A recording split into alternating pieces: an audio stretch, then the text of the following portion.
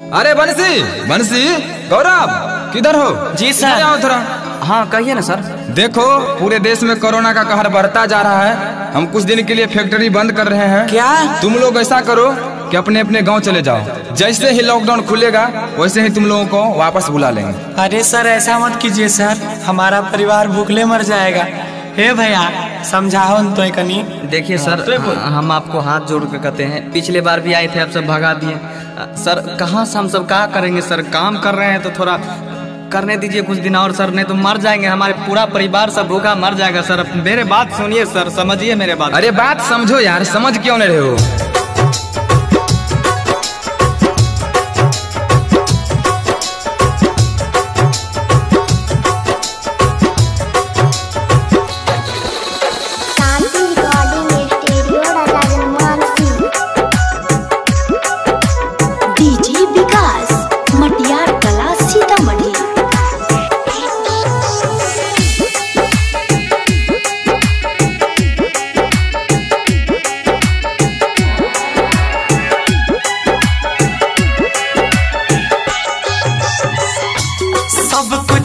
बंद भेल जाय छै कोना कोना से, सब कुछ बंद भेल जाय छै कोना कोना से।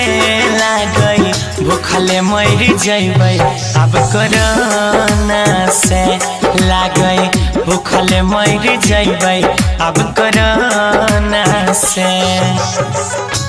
के करो मतलब नहीं रहलै हो, के करो मतलब नहीं रहलै तकलीफ रोना से। लागे जान चल जैतै ई कोरोना से, लागे भूखल मर जइबै ई कोरोना से। झूठे कोरोना कोरोना करते रहे छै, घर में बाबू के मन खराब छै, पैसा नहीं छै, खास की होते। आज चल को तू चुपचाप ठीक चल गाँव। अरे मकई के काटे छै, चल काटबे ठीक छै, जा होते से काट खोट के अपन पेट निमाबे की करबी।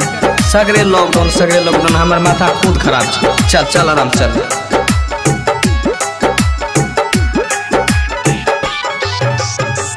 ढेर दिन के बाद करे आइली रही काम हो, कुछो नहीं कमलिए उलटे घूम के जाई छी गाँव हो। अरे अरे भाई इतना धूप में आप लोग कहाँ जा रहे हैं, कहाँ से आ रहे हैं?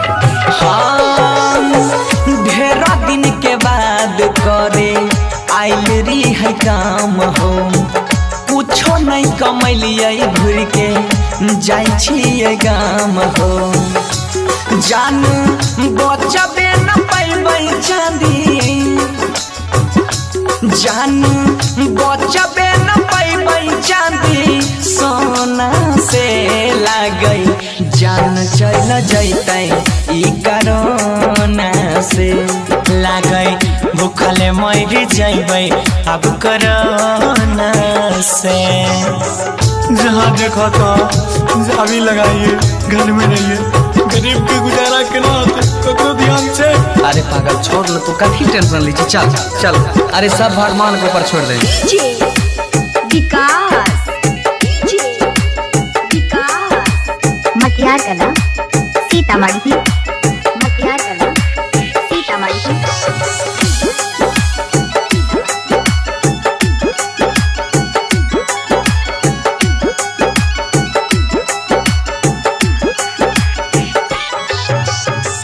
कहाँ छै ध्यान भैया अपन सरकार के, दिन दिन बढ़ल जाय छै दुख परिवार के। अरे हाल खराब भए गेलो, चल चल चुप चल आराम से। कहाँ छै ध्यान भैया अपन सरकार के, दिन दिन बिगड़ल जाय छै हालत परिवार के। गौरव कहै छ कुछ नहीं है ता रोना से, बनसी कहै छ कुछ न होतै रोना से। सोनू जान चल जैतै अब कोरोना से, लागै सब मर जइबै अब कोरोना शांति रिकॉर्डिंग स्टूडियो राजा जनमानसी।